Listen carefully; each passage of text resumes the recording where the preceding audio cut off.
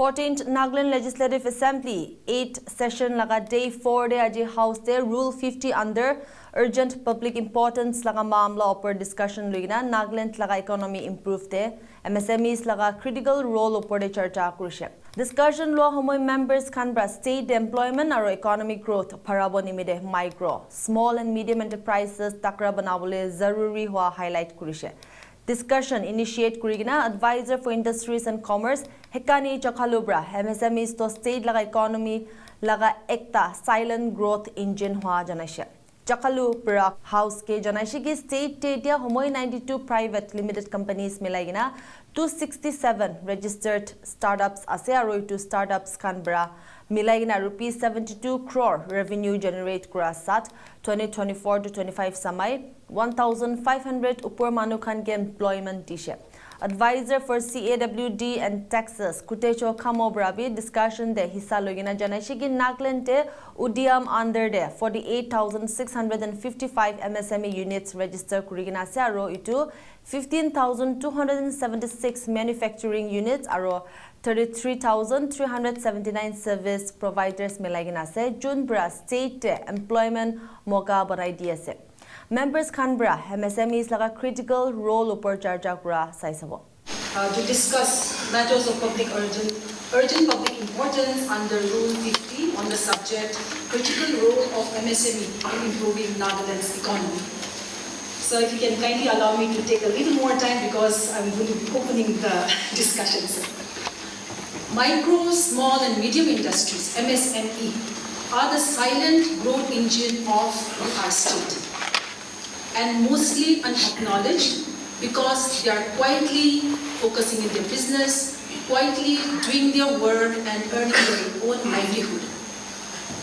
They do not depend on the government for their salary or any type of emolument.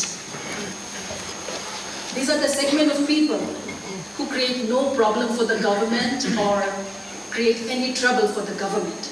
As a matter of fact, they are the ones who are creating jobs for the state and contributing to the economy. Our MSMEs in the past has been mostly unorganized and therefore not been able to actually assess their contribution, but that is changing today. During mid-2024, we can see that the Udyam registration was about 27,000. In August 2024, the Honorable Chief Minister, who is also the Minister in charge of Industries and Commerce, had launched a program called RAM, which is supported by the Ministry of MSME. In 1.5 years, our Udyam registration has almost doubled up to 48,655. The Department of Industries and Commerce, under his leadership, is leaving no stone unturned to make sure that the MSMEs in every corner of the state is being put into the organized sector. Now, as this first step, MSMEs needs to be formalized.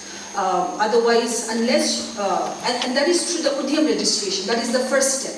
Once the formalization takes place, then you are integrating their businesses into the formal economy. Then instead of being an informal, unrecognized enterprise, you are legally recognized entity. Now, if you look at our startups, we have one of the most vibrant startup culture in the state. The department's effort, also with the startup policy, which is a very robust policy in the state, and with the department's effort, and also the excellent effort put in by our entrepreneurs. Today, in the national startup ranking by the Ministry of Commerce and Industries, Nagaland startup ranks in the list of the leaders category. Today we have about 267 registered startups, out of which 92 are listed as private limited companies. They are generating revenue of about 72 crore and giving employment to about 1,500 people just in 1 year, 24-25. There has never been a better time than this, where the energy of our entrepreneurs are on an all-time high. But in spite of this growth, there are many challenges still that we need to address. We have issues like limited to finances. We have the issue of inconsistent power supply. That was one very important topic which we had discussed in the last session. I am hopeful and I believe the Honorable Power Minister has noted and the department has noted and is working towards that. I am not going to delve into that, but I still hold the same statement. If industries, if the business community has to grow, power is non-negotiable. Inadequate road connectivity is another problem. We all know bad road condition affects the supply, the movement of goods and products. But I'm also grateful to the Honorable Chief Minister and the Honorable Minister RNB.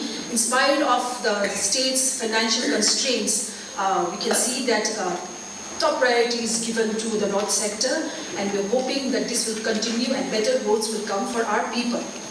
The fourth point is unabated taxation. In other parts of the state, there are tax breaks and incentives given to entrepreneurs. But in our case, unfortunately, our entrepreneurs and enterprises are bogged down by multiple unabated taxation. This also disillusions the enterprises, and this also explains why people, the investors, are shying away from investing in our state. What is the way forward? Along with the rest of the country is talking about Viksit Bharat 2047. Nagaland has to start preparing, Nagaland has to start working towards Viksit Nagaland 2047, which means develop Nagaland by 2047. If you look at the recent budget announcement by the Finance Minister, the Union Budget, and also the post-budget webinar by the Honorable Prime Minister, a lot of emphasis has been given to the MSMEs. And the Union Budget is actually driving the Viksit Bharat vision by boosting MSMEs. Rupees 10,000 crore has been allocated for SME fund in order to, and the aim is to create champion MSMEs. Again, additional 2,000 crore for self-reliant India Fund. So a lot of emphasis has been given to the MSME sector. So this initiative by the Union government is not just to, as a sympathy to the MSMEs, but focusing that if India has to grow, it is only through the growth of our MSMEs. If we look at our own data, I've already read out the numbers, and it's just, in record, we have only about 48,000, but the exercise will go on. I'm hoping very soon it will go beyond 1 lakh, just the formal registration. But if you look at the data, you can see that 95% of our MSMEs are within the bracket of micro-enterprises. Micro-enterprises is, the definition is you have a turnover not more than 1 CR. But again, in the case of Nagaland, within the micro-entrepreneurs, we have a group of entrepreneurs called the nano-entrepreneurs. Their turnover is not more than 25 lakhs. And 95% of the micro-entrepreneurs are nano-enterprises. These nano-enterprises are usually in the non-farm sectors, manufacturing, services, trade, etc. We see small retail shops, you will see the welding shop, the salons, the woodcraft unit, the handloom unit. All these small ones fall under the nano enterprises. These are very ultra small enterprises which are usually run by an individual, a proprietorship, or a partnership. And they are contributing maximum to the state, but they are the most ignored and underserved segment of our people. And this is the category that formal institutions like the banks do not want to lend money to. They term them as high risk. And they have nowhere to go, but end up borrowing from shark money lenders, shark lending. And eventually, they kill their businesses, distresses the family with the high interest rates. Another issue of money lenders the shark loan, is a silent disease that is eating up our society, and I'm hoping that we can discuss this in the days to come. But coming back to our topic, I'm extremely grateful to the Honorable Chief Minister and the Government of Nagaland for initiating the Chief Minister's Microfinance Initiative Scheme, which is helping and catering to many, many entrepreneurs across the state. But today I speak for the nano entrepreneurs. All they need is a small ticket loan, generally ranging from 10,000 to 50,000 to 1 lakh. These are the funds which they needed urgently for their the raw materials, their inventory, small equipment, and for the working capital. Expecting them to go through the whole procedure of applying, preparing a DPR, getting vetted from the nodal department, getting clearance from the district committee, and coming to the banks. It's a long process, it's a tedious process. Now, India has recognized this loophole, and today with the advancement of technology and artificial intelligence, we have non-banking financial sectors who are coming up with innovative ideas and dispersing funds and loans to these nano entrepreneurs in just 24 to 48 hours as well. Today, I want to humbly urge the government to revisit the CMMI fund, CMMI scheme, to also incorporate provisions for our nano entrepreneurs or to create a separate fund for them. This has become a necessity, not just as a sympathy or a rescue measure for our nano entrepreneurs, but a rescue measure for our state. The second point that I want to again highlight is, we're talking of Atmanirbhar India, Atmanirbhar Bharat, which means self-reliant India. Nagaland, we have been talking about self-reliant Nagaland, and that is something that we need to focus on. Government of India has a public procurement policy, and this policy says that the central ministries, the departments, and the PSU have to mandatorily procure goods and services of the value of about up to minimum of 25%. State governments do not have such obligations, but I want to urge the government, if public procurement policy can be, we can come up with a public procurement policy so that we can buy products and services from our local entrepreneurs. Because at the end of everything, and at the end of the day, if we do not support our own entrepreneurs, we can't expect other people to support our entrepreneurs. It could be like procurement of uniforms for the armed personnel, the home guards, the police, the civil defense, from our local tailors, or it could be procurement of agro products like vegetables, spices, and tea from our agro-based entrepreneurs. With some of this targeted intervention and a little more push from the government, I am confident of our MSMEs, I'm confident of our entrepreneurs, and I'm confident of our young people in fulfilling the goal that we are all aiming for, a self-reliant Nagaland and a Vikshit Nagaland 2047. Thank you, Honorable Speaker. Speaker Sir, Nagas are known for honesty and hardworking, and we were a self-sustaining society before the contact of the outside world. As each village has revolved the whole social fabric within the village.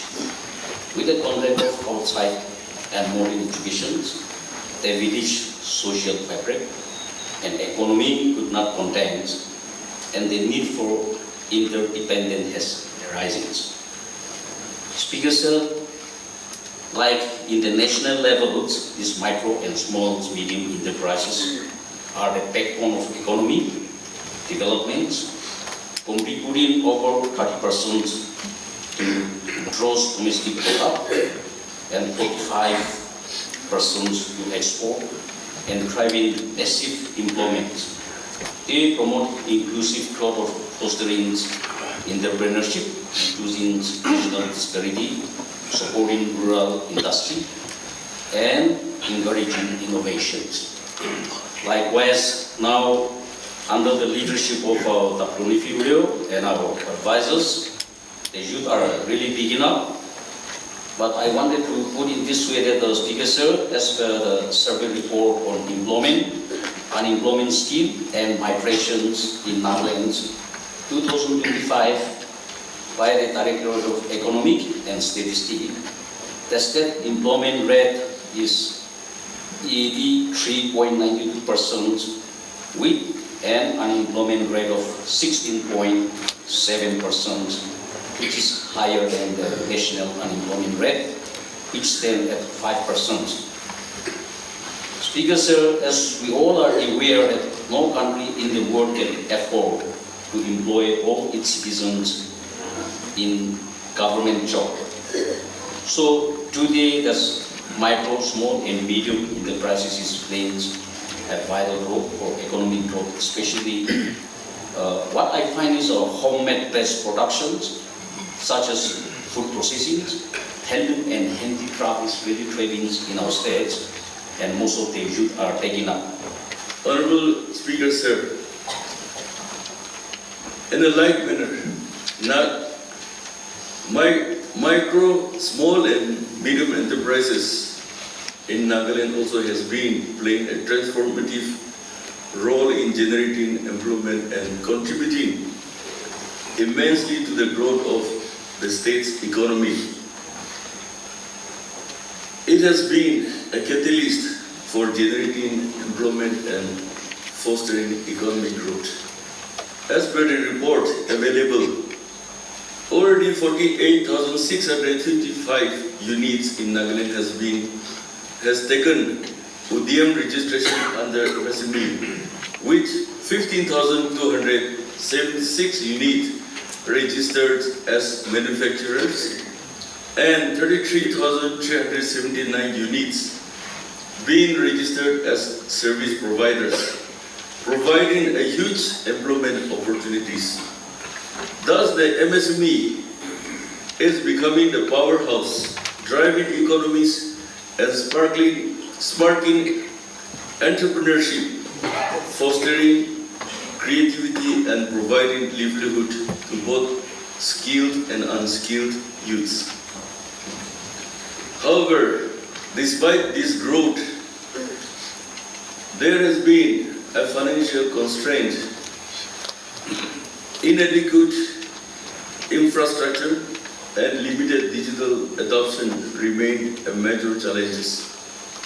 Therefore, addressing these barriers through better financial accessibility, skill development, and policy intervention is crucial for sustaining MSME-led growth. Therefore, we as a government have to bring out further policy intervention so that we can actively participate as a government and also rope in the national banks, private banks which are operating in Nagaland to support our MSME units. Let me begin by a plain, straightforward statement. We import toothbrushes and matchsticks to toothpicks from other states. MSME, as we all know, are the engines of grassroots economic activity defined by investment and turnover thresholds under the MSME Development Act of 2006. This act was the landmark national launchpad, formally recognizing this sector as the backbone of India's economy, driving job creation, innovation, and equitable development. To this end, the government of India has built a comprehensive support architecture. The 15 key initiatives, including the Prime Minister's Employment Generation Program, that is PMGP, Credit Guarantee Fund Scheme, that is CGTMSE, Startup India, and the Atmanirbhar Bharat Abhiyan. This provides a powerful toolkit. They offer financial support, technology upgrade path, skill development, market access via e-marketplaces, and procurement policies, and simplified clearances. The intent is unequivocal to empower MSMEs to build a resilient, innovative, and job-generating economy.